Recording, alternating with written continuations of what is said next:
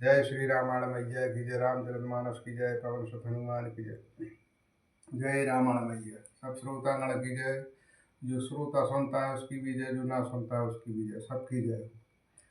सब सन कहा बुझाए विधि, अनुज निधन सब होय। शंभु शुक्र शंभूत सुते, यही जीवत रन सोय। लखन सिया रामचंद्र की जय, पवन सुत हनुमान की जय। ब्रह्मा जी ने आपको समझकर कहा, इस दैत्य की मृत्यु तब होगी जब शिव जी के वीर्य से पुत्र उत्पन्न हो। इसको युद्ध में वही जीतेगा। मोर कहा सुन करहु उपाही, हो ईश्वर करहि सगाई। सती सो तज दक्ष मख देखा, जन्म जाए हिमाचल गेहा। मेरी बात सुनकर उपाय करो, ईश्वर सहायता करेंगे और काम हो जाएगा। सीता जी ने जो दक्ष के यज्ञ में देह का सती जी ने जो दक्ष के यज्ञ में देह का त्याग किया था, उन्होंने तब हिमालय के घर जाकर जन्म लिया है। तहि तपु कीन शंभुपति लागे, शिव समाधि बैठे सबु त्यागी। जपहि आहे असमंजस भारी, तद्यपि बात के सुनो हमारी।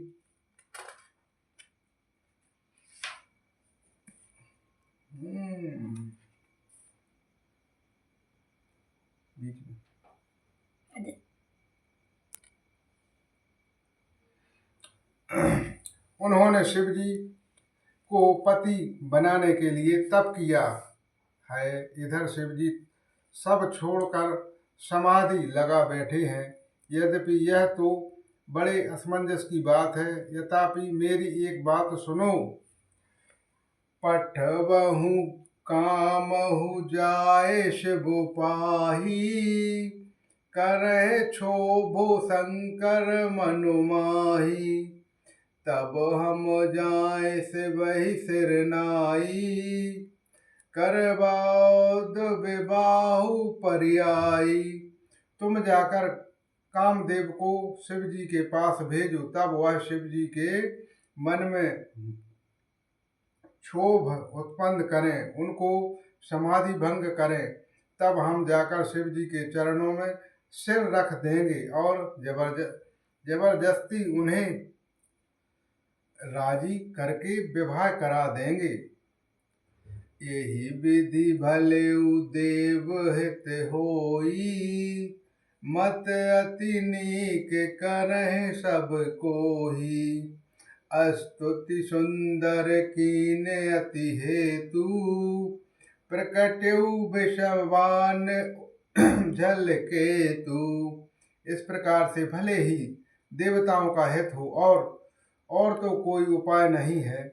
सबने कहा यह सम्मति बहुत अच्छी है। फिर देवताओं ने बड़े प्रेम से स्तुति की। तब विषम 5 बाण धारण करने वाला और मछली के चिन्हयुक्त ध्वजा वाला कामदेव प्रकट हुए।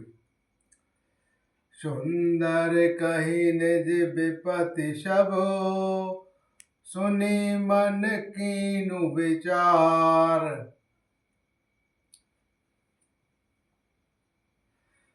शंभो ब्रोध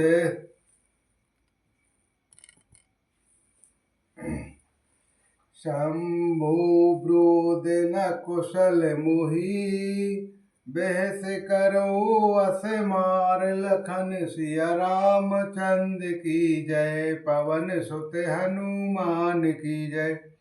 देवताओं ने कामदेव से अपनी सारी विपत्ति कही। सुनकर कामदेव ने मन में विचार किया और हंसकर देवताओं से यूं कहा कि शिव जी के साथ विरोध करने में मेरी कुशल नहीं है। तद्यपि करूँ मैं काजु तुम्हारा, स्वति कहे परम धर्मोपकारा। परहित लागी तजयो सो देही, संतन सत्य प्रेम सही तेरी।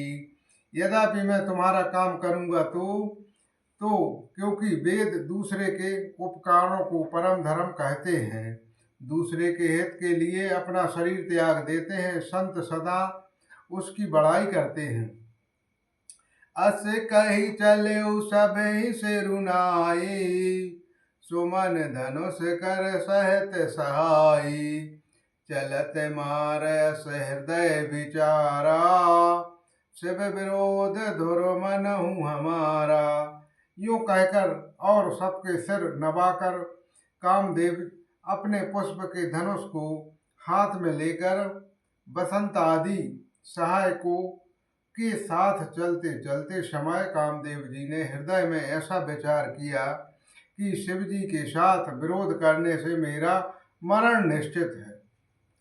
तब आपन प्रभाव विस्तारा, निज बस कीन सकल संसारा।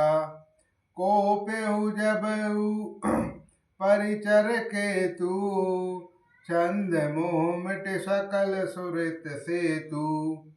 जब उसने अपना प्रभाव फैलाया और समस्त संसार को अपने बस में कर लिया, जिस समय उस मछली के चिन्ह की ध्वजा वाले कामदेव ने कोप किया और उस समय क्षण भर में ही वेदों की सारी मर्यादा मिट गई। ब्रह्मचार्य ब्रज संयम नाना, धीरज धर्म ज्ञान विज्ञाना। सदाचार जय जोग बैरागा, समय विवेक कटहु सब भागा। ब्रह्मचर्य नियम, नाना प्रकार से संयम, धीरज धर्म ज्ञान विज्ञान, सदाचार तप योग वैराग्य आदि विवेक की सारी सेना डरकर भाग गई। भाग्यु विवेको सहाय सहित, सो संपुट सम्मुनि मोर। सदग्रंथ पर्वत कंदनी, मोह जाऊं तेहु अपसर दुरे। हो निहार कार कतार को, रघुबर जग भर भरहु पारा। दुई माथ के ही रतिनाथ जही, कहूँ कोपी कर धनु सरुधारा। विवेक अपने सहायकों सहित भाग गया, उसके योद्धा रणभूमि से पीठ दिखाकर गए। उस समय वे सब सदग्रंथ रूपी पर्वत की कंदराओं में जा छिपे, अर्थात ज्ञान वैराग्य संयम नियम सदाचार आदि ग्रंथों में ही लिखे रह गए। उनका आचरण छूट गया। सारे जगत में खलबली मच गई और सब कहने लगे, हे विधाता, अब क्या होने वाला है? हमारी रक्षा कौन करेगा? ऐसा दो सिर वाला कौन है जिसके लिए रति के पति कामदेव ने कोप करके हाथों में धनुष बाण उठाया है। जे संजीव जग अचरच चर, नारी पुरुष अशुनाम। ते निज निज मर जात तजी, भय सकल वश काम। लखन सिया रामचंद्र की जय, उमापति महादेव की जय, पवन सुत हनुमान की जय। जगत में स्त्री पुरुष संज्ञा वाले जितने चर अचर प्राणी थे, वे सब अपनी अपनी मर्यादा छोड़कर काम के बस में हो गए। बोलो श्री रामायण मैया की जय।